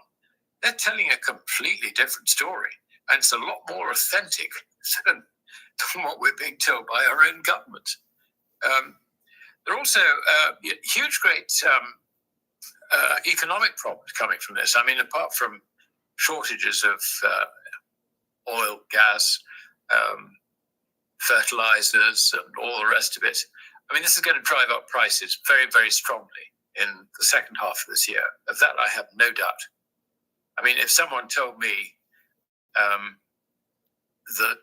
asked whether I thought that inflation would be as high as 20% at the end of this year, I mean, I have no idea, but I would not be surprised. Let's put it that way. See, this is this problem. He doesn't even understand what inflation is. Are there really shortages of oil? Or is it just the game that JP Morgan plays so he can go around and do his options? It's the same Fomex that prices gold and silver, prices oil. So are they just using this as a way to raise the oil price so they can make money? Because they're losing money on these gold and silver. They're fucked because they need physical. Well, in oil, they don't need physical, obviously. It's not like you're going to the safe and here's a quart of Pennzoil. Here you go.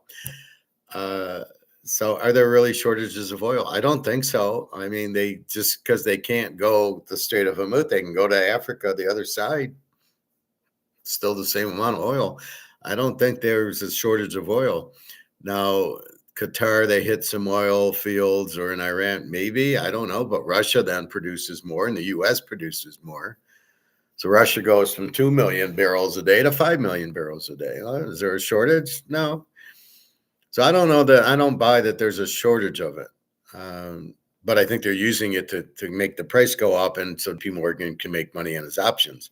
That's what I think this is all about. Again, it's never what it looks like. You've got to look at it very critically. This is how I figure everything out. I look at it critically. Does it make sense? No. What Trump did, does that make sense? He didn't know they'd close the Strait of Hormuz. Bullshit. That was planned. I'm sure the banks had their money in these options the day he did it. And then it's like when 9/11 hit and all these guys were shorting the airlines. And the airline stocks dropped because the airlines ran into the buildings.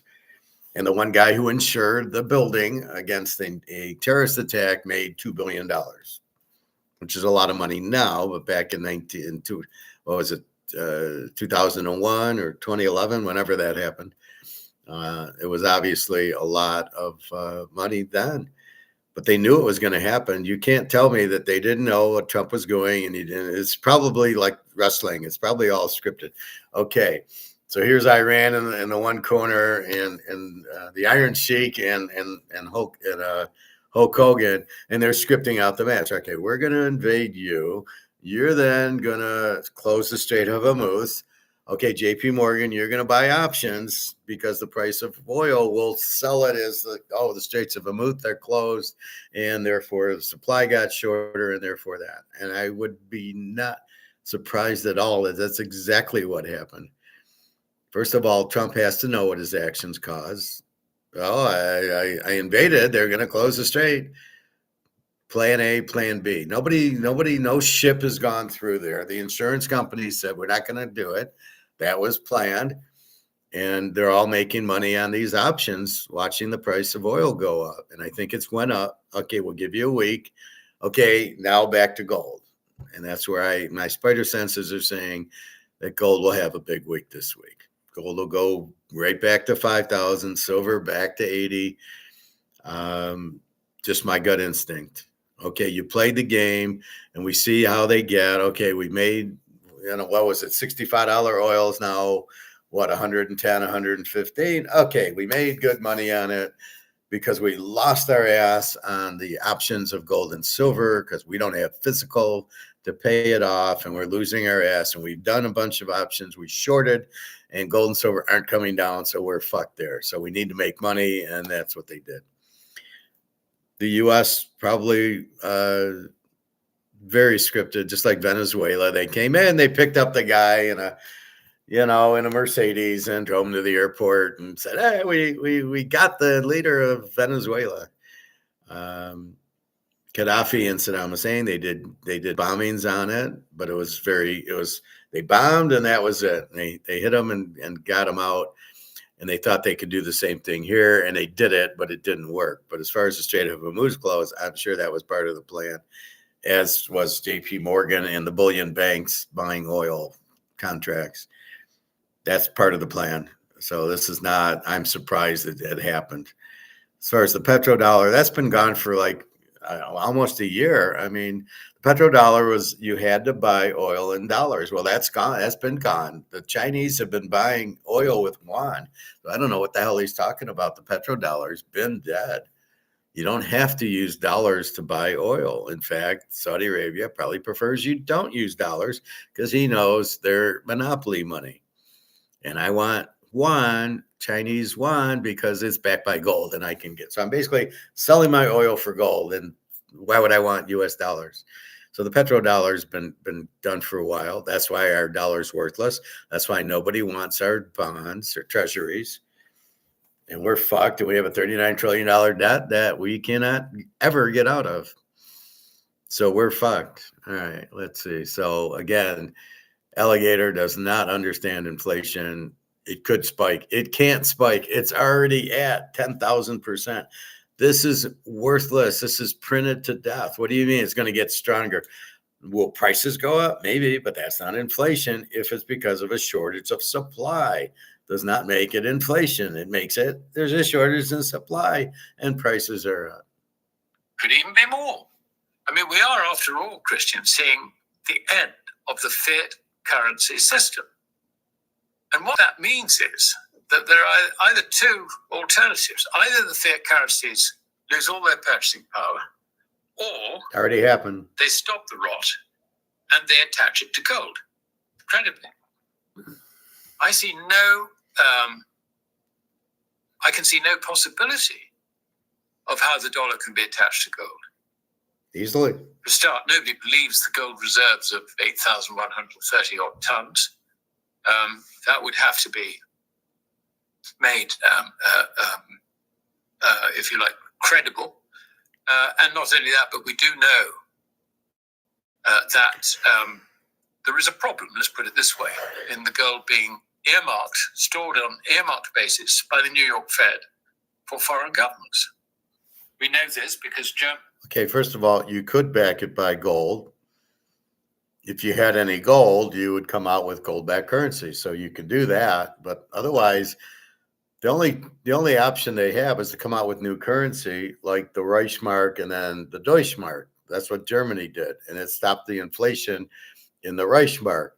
But in a few years, they were broke anyway, because unless you back it by gold, your dollar is worthless.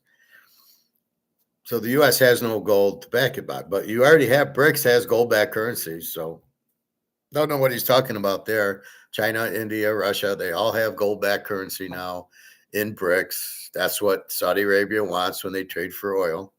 It's mostly trading. I don't know if the public can go, like, can Daria go to the bank and say, I want gold? I don't know. Now, can she buy gold? Yeah, but the ruble is still priced in, and the yuan still priced as if it's not backed by gold, but it is backed by gold. They have tons of gold, and that's what their plan is. And it had this ridiculous situation where they wanted to withdraw some of their gold. There were obviously negotiations behind the scenes before it even became public. What did we end up with? They could take out 300 tons over 7 years. This is Germany.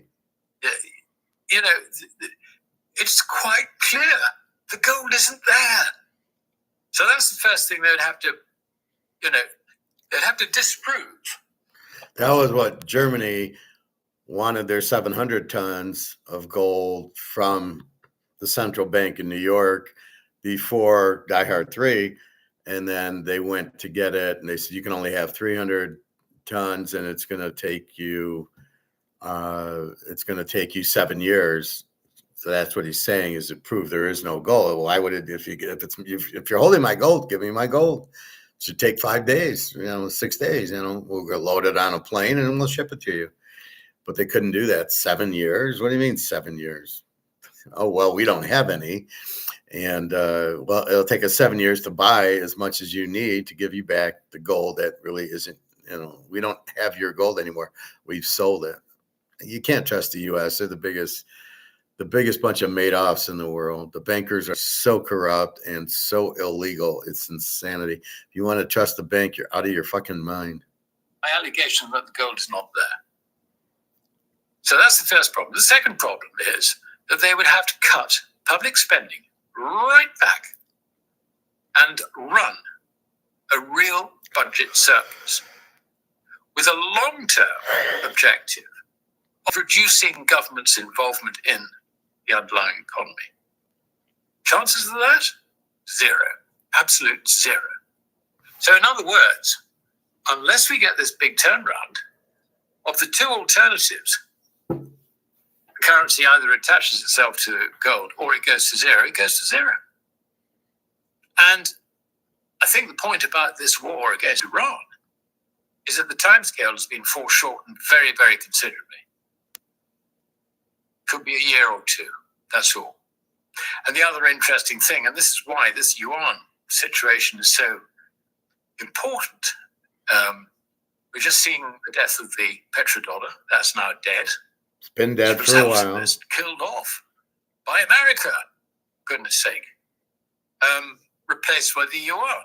And the yuan is already prepared for this, with Shanghai Gold Exchange faults in Hong Kong and also Saudi Arabia. And they're also talking, I saw something, whether it's right or not, they'll probably open one in Iran after this kerfuffle. And you've got CIPS, the Chinese International Payment System, which allows you to exchange currencies without going through the dollar. And that's been working very, very effectively. You're going to get the whole of the Middle East turning its back on the dollar and using CIPS and using the yuan. It's not the Middle East. It's also Africa. It's also Asia, China, Japan, Russia, all of Africa, and all of the Middle East will not be using the dollar anymore. So how the fuck are you calling it the petrodollar? All those dollars come back. That's hyperinflation. And we're fucked. Now, are they doing that on purpose? Absolutely. Why? Because George Soros, who is running the economy for the U.S., the Nazi, who broke Britain because he shorted it and did the same thing there, is doing it here. Why is George Soros even involved? So he's betting that the dollar collapses and he'll make another $1 billion, or probably $100 billion, although it'll be in money, so it won't really matter. But he's the one behind all this. Trump's just an idiot running around going, "You're fired, you're fired, you're fired." And we're all going to say, "Trump, you're fired." But that's all this is. This is bullshit. This has got nothing to do with Trump doing anything. This is George Soros running the show. Let's go to war because it's expensive and it'll kill the dollar quicker. So when we sit there and watch gold and silver drop, as we've been watching it last week, going, what the fuck? It's a lot of it is to get you to sell so they can buy more. It's part of the plan. It's to buy the oil because they've manufactured that this oil will be a shortage, even though it won't be. And they'll go and they'll say, well, there's a shortage of oil. Let's go buy the options. Now we have a reason. Supply's down. The price will go up. So we're going to have a reason to buy the options and the options. So we'll take the money. I don't know why they would take the money out of gold and silver and not some other option, or just print money and put in the options. So I don't know why gold and silver are going down. part of it is because it's attached to the US dollar, which is strengthening versus the euro, which is a bunch of bullshit. Well, the dollar is stronger against this basket of funds. What are you on drugs? The dollar is not stronger. That's like saying, well, Canadian Club tastes better than Dewar's and Crown Royal and the other. Well, does Canadian Club taste good or not? Not how is it doing against Crown Royal, Black Label, and Jack Daniels? So, I mean, the dollar's worthless. I don't care about the other currencies. It's still worthless. It's still monopoly money. So gold should not be going down because the dollar is going up, and the dollar shouldn't be going down, going up at all. Why the dollar is going up makes no sense. Well, interest rates won't go up. That still makes the dollar, which is printed to death, still worth zero. So the story they tell you is totally misleading, total bullshit. It's got nothing to do with anything. It's just manipulation by the Madoffs. In this case, it's Jamie Dimon and the rest of these bullion banks are the Madoffs. So what they're doing is shorting it, trying to sell you the dollar stronger or the oil. They're shorting it to buy physical. Again, the physical price is set by the options for some reason, which makes 0 sense. And so now gold, I can buy gold at 4,500 as opposed to 5,500. So I can save all that money, and I'm going to go back the truck up to the door and give me all the gold and silver, which is what they're doing. So there's a tremendous amount of physical gold being bought by the central banks, by China, by Russia, by India, Saudi Arabia. So it's not like the gold demand has gone down. It's not like they're not buying it. They're just buying it cheaper. So whenever you see this, you've got to really, dig through the crap and get back to the basis. The only reason you would sell these options is to get the price down, is to buy. And that's what they're doing. So, oh yeah, look at the oil. The oil's, well, that has nothing to do with gold. Well, the dollar's stronger. The dollar's not stronger. You printed it to death. The dollar's worthless. It's not like the dollar got stronger. The groceries are still very expensive. What are you talking about? Now I see the oil being more expensive. I see oil went from 270 to 370. I've seen that. Does the oil companies benefit? Maybe, but other things will be more expensive because if the oil is more expensive to ship the goods, then those goods will try to be more expensive, but it doesn't mean they will be.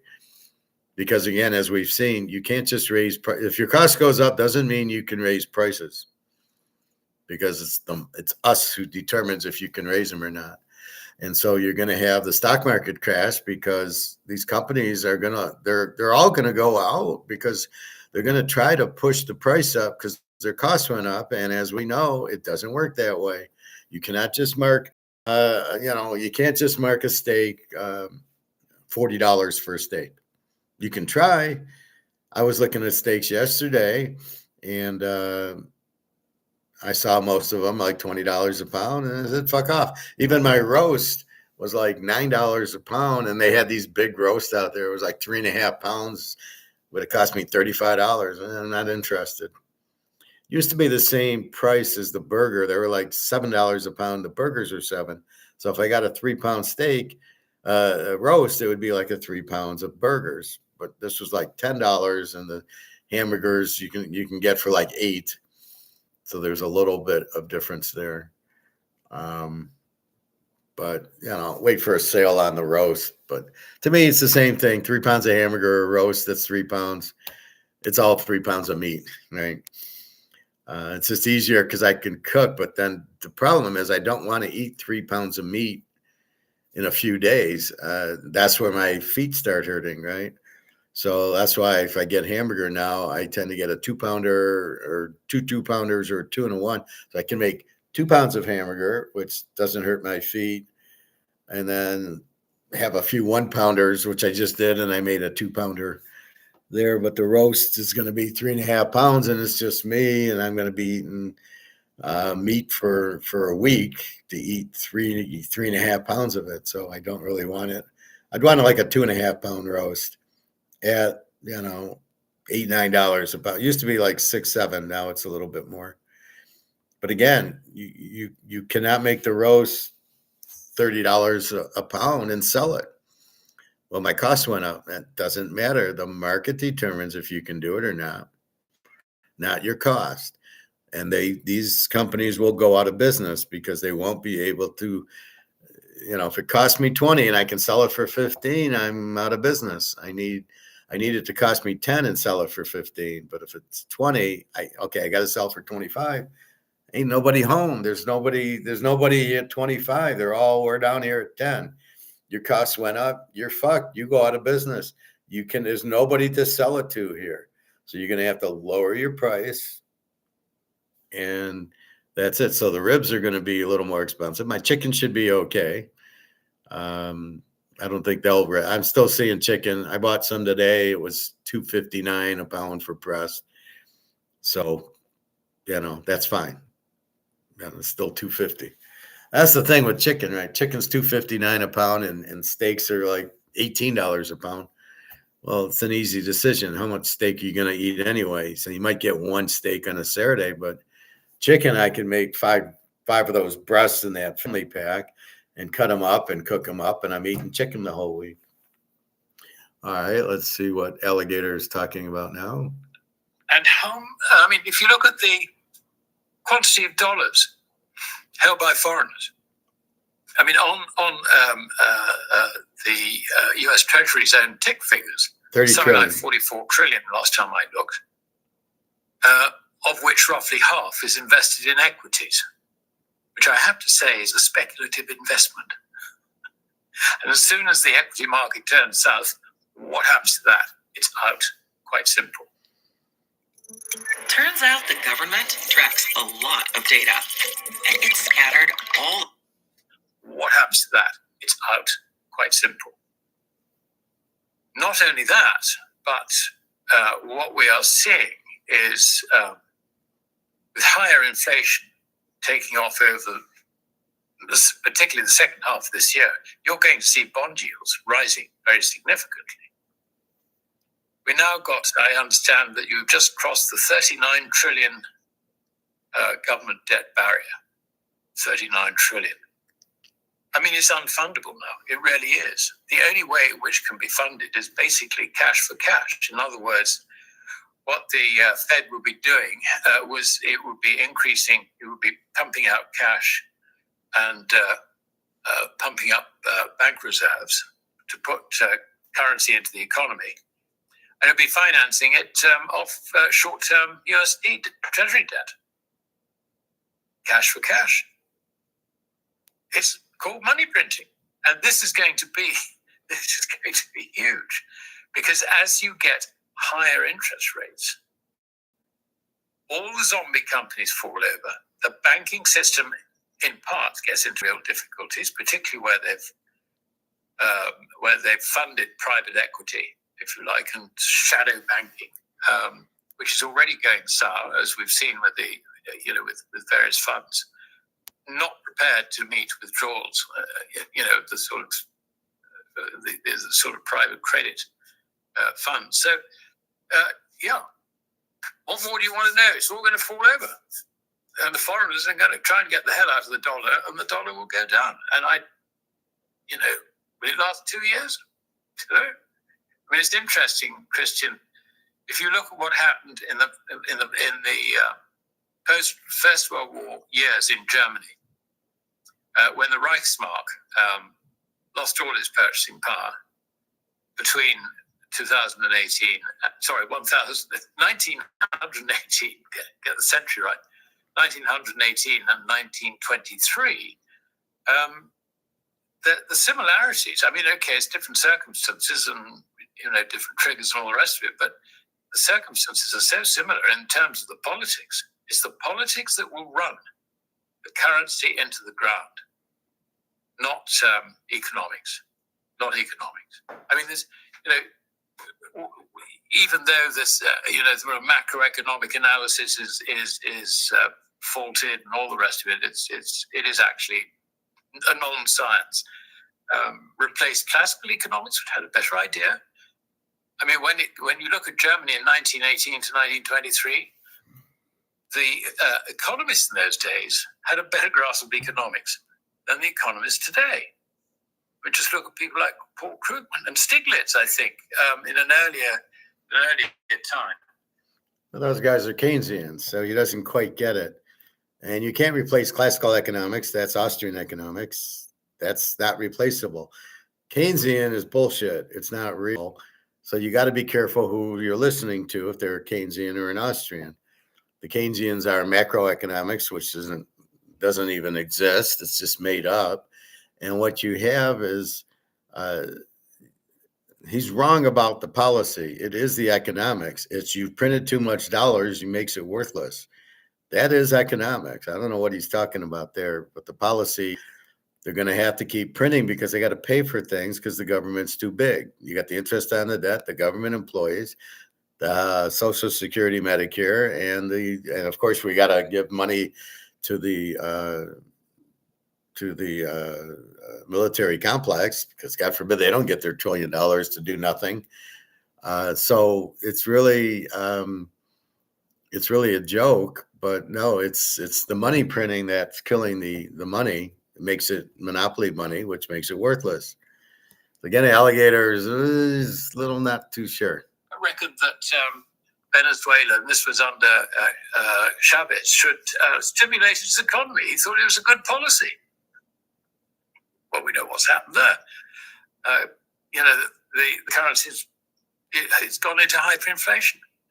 I mean, basically, that's what happens if you print the money today. How to deal with this situation than they knew in post-First World War Germany. And that should send shivers down your spine. I mean, there's no way they can stop the collapse of these fiat currencies. They're coming to the end. And it's going to be a period. I mean, we had no idea on timing. We could have sort of penciled in, well, it probably takes anything between 3 and 5 years. It's now beginning to look like 2 years, possibly. And then if we're lucky. It could happen overnight, theoretically. So what we're doing is being 5 steps ahead. We know it's going to collapse. We're not guessing. This isn't maybe it'll collapse. We know it's going to collapse.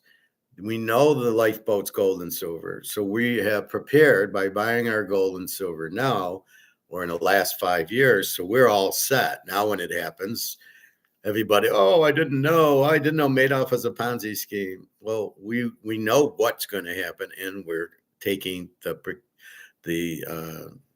methods to hold it down. So we're already prepared for when it happens, not if, but when.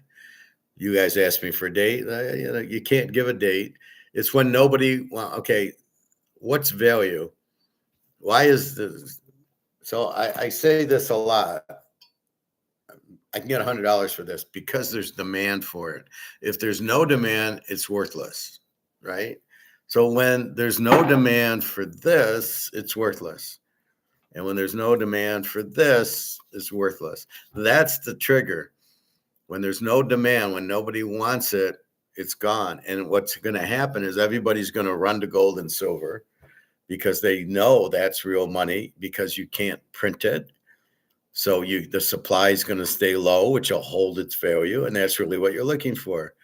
And you know that these paper dollars will not hold their value because every country is going to print for their debt, for their Social Security, pensions, people getting older, the big governments and the military complex. So every country is going to do that. So every dollar is going to lose value. And it's not, maybe it's for sure. And so once you realize that, there's no other place to go as gold and silver. And don't listen to Bitcoin like that's the answer. Bitcoin's not the answer at all. It's not close to being the answer. Bitcoin isn't backed by gold and silver. There's really no difference between Bitcoin and the dollar. It's just instead of having 150 trillion paper dollars out there from every country, you have 150 trillion digital dollars that you can't see, touch, or know what the fuck they are, and they're all worthless. So that's the key, is once you understand that, That's the big problem. So with that, you want to be in gold and silver because simply you cannot print it and make it and increase the supply so it loses value. It can't lose value because you can't increase supply. Yeah, they find a little bit here every year, but not enough to really increase supply enough to cause a difference in the price. So again, why did the gold and silver go down? There is no reason, and the physical did not go down. The paper did. The only reason I can think of is that we still use COMEX is to keep the price down so people can buy the gold and silver at a cheaper price. That's the only reason that the COMEX exists, and we let the paper options price the physical metal because the supply of paper is 10 times more than the supply of physical. John C. TK, I saw you at the ocean. Wow. You saw me at the ocean. What are you talking about? I mean, I've been to the ocean, but what? One of my thumbnails? Yeah, I don't know if it's the ocean or the Mediterranean you're talking about, but yeah, I have a lot of vacations I put on my thumbnails to kind of make it more exciting. All right. I think that's unlikely. I hope it's unlikely. And of course, where that leaves gold and silver, well, gold is real money. It is final settlement for everything. Credit is not final settlement. Credit is a promise of final settlement. It's not actually final settlement. A currency is credit. It is not final settlement. Though you'll find that there have been enough people to try and tell you, yes, that is final settlement. No, it is not. In law, it is not. So, it's the credit that's going to go down the tubes, which includes, and if you think that something isn't credit and you find it goes down the tubes, you'll learn the hard way. If you look at the purchasing power of gold, fluctuates a bit, but over long periods of time, it's relatively constant. So what we're seeing is not gold going up, but we're seeing the dollar and other currencies going down. Okay, whatever. And the Chinese are now in a position where they can protect their currency by putting on a gold standard, having set up SIPs, having set up vaults outside China, in Hong Kong, and also in Saudi Arabia, etc. They could literally say, right, for trade settlement purposes, the exchange rate for yuan is this in gold, and that's it. They literally just do it overnight. They don't want to do it in such a way that they are obviously associated with creating chaos in the Western currency system. What they will do is they will do it as a defensive measure. So they will pick their timing on that basis. But they could do it tomorrow. I feel like you have this scene I'm picturing in my head where you have these transnationalists, this cabal, if you will, and they're just in the house and they're just grabbing everything. They're taking the chandelier and they're grabbing all the gold and they're just vacating it. And the West is like this carcass that they're just, just extracting as much as they can. And they're going to go off to, either the Middle East or, Asia to then set up their new government and new system. And farewell, the West. Well, China, they have this approach. They've been around for 5,000 years. Why hurry? And the other thing is that, they watch America making all these strategic mistakes. Why interrupt? Stock up this Earth Day with Paleo Valley's buy one, get one free offer on bone broth protein. If you're making all these strategic mistakes, why interrupt? It's fashionable to describe it as Sun Tzu, but actually it's President Xi. He stands there with his head slightly to one side with a nice smile on his face. Mr. Trump, yes, we welcome you, Mr. President. Do come. We'll give you a nice Chinese meal and then piss off. That's been postponed, I think, from April, hasn't it? But the interesting thing is that you could see the steps that China has been taking. I mean, the interesting one was silver, because if you go back to when China decided that they were going to restrict, almost ban rare earth exports, and this was Trump turning around and saying 145% tariffs. I mean, there were several tariffs underneath the one he said, I think. So Chinese turned around and said, well, if that's the way you want to play it, then no rare earths. Oops. That was in the end of last September. What we weren't told was it wasn't just rare earths. It was also silver. And it was literally within just about 2 weeks after that, slightly more than 2 weeks, 2 weeks and a few days, that there was a liquidity crisis on the London bullion market. You found that the lease rate shot up overnight to something like 40%. China wasn't supplying any more silver into the West. And I mean, quite simply, you could say that the reason for that is that America had just announced that they put silver onto the critical minerals list. So why should China supply? Well, what's the difference of China not supplying silver to the West and the oil not getting out of the Straits of Hormuz? They're the same exact thing. You've killed the supply, but silver didn't go to the moon. Well, it got to 120 and came right down. And that's my thesis for the oil. It was 65 and it went up to 110 or whatever it's at, and then it'll drop back. It's the same thing though. You've killed the supply of silver, you've killing the supply of oil. The demand for both is pretty equal. You do drive your car here, but in Europe you don't drive as much. Europe's more take the subway, get on the bus, get on the tram.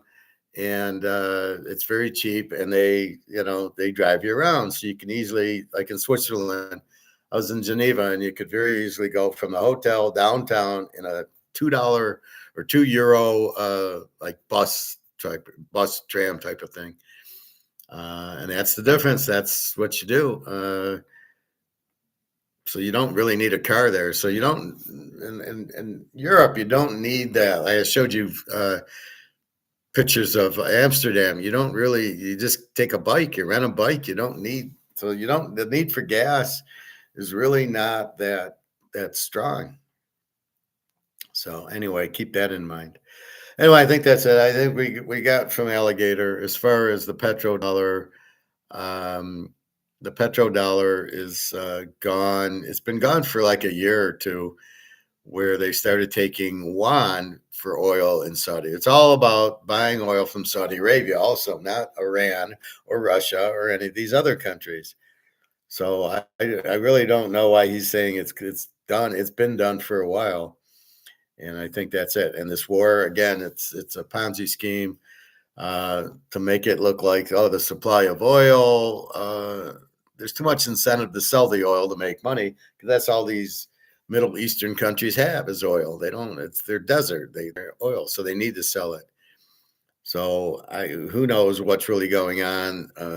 The West, the US, the UK are not telling you the truth. That's why we go to the Colonel McGregor and those guys. They tell us more of what's really happening, like Russia beating Ukraine 93-0. And that war should be over, and they keep it going. So it's the stupidest thing. Well, we got to keep the war going so we stay in office. This is what the German and the French and the English and all these leaders are saying, because they know once the war's over, they're done, because they fucked their country over pretty bad. So we'll see, but it's not good, and we'll go from there. It's a very bad system that we have. But as far as the supply of oil or gold or silver, it's the same. There's plenty of supply of oil. There's very limited gold and silver. It's just the demand is much higher in gold and silver than they lead on. The demand for oil, they have enough supply for the demand. It's the price shouldn't be going up like oil is going to end. And I thought they wanted oil to end. Aren't we using solar panels and windmills? We don't want oil. Yeah, that shows you exactly what that's bullshit. We can't live without the oil. And here, why is it going up in price if it's, you'd think they'd want oil going down. So this week, I just feel that, okay, they've made their profit in oil. The question is the dollar dropping, that's going up. It's all manipulated. So now gold and silver should go back up because it's low and now they can make profit at that. So they just did this to lower the gold and silver. I don't think this week will be as bad as last week. We'll see. I doubt it, but we'll see what happens tonight and tomorrow. Again, when China has it, the gold price tends to go up. The U.S. is the one killing the gold and silver price now because once it gets to 10 o'clock, 9 o'clock, the gold and silver dump, like you saw the 10 o'clock drop yesterday or Friday. So we'll see. Anyway, baskets, they're probably just about to start. So let's do that. Off to the pool at about 2:30. They close early today. It's pretty warm out here in Detroit, so that's good. And that's about it. So be careful.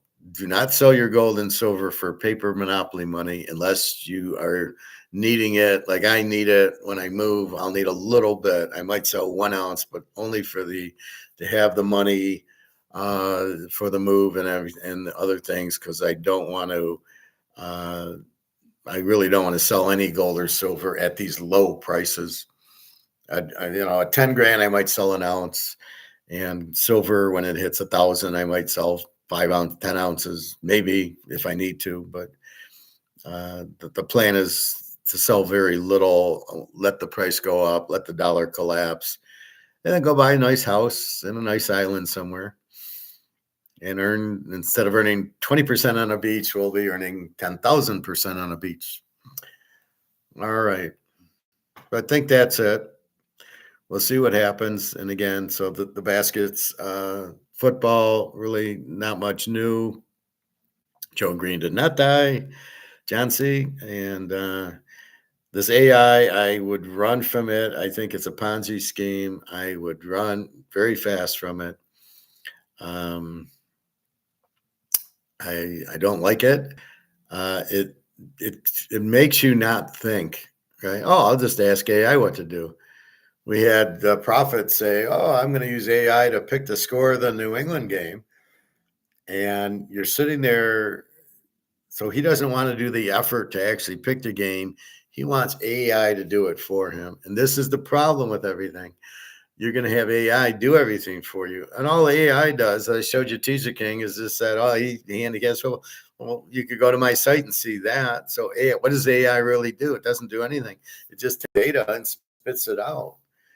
And you read it, and I hate reading AI. I prefer to go to Webster's dictionary if I want a definition of something.